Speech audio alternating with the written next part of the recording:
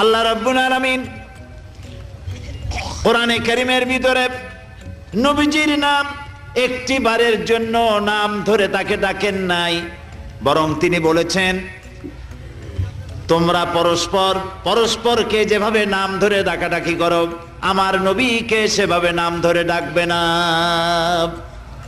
আল্লাহ নিষেধ করেছেন আমার নবীর নাম ধরে ডাকবে না।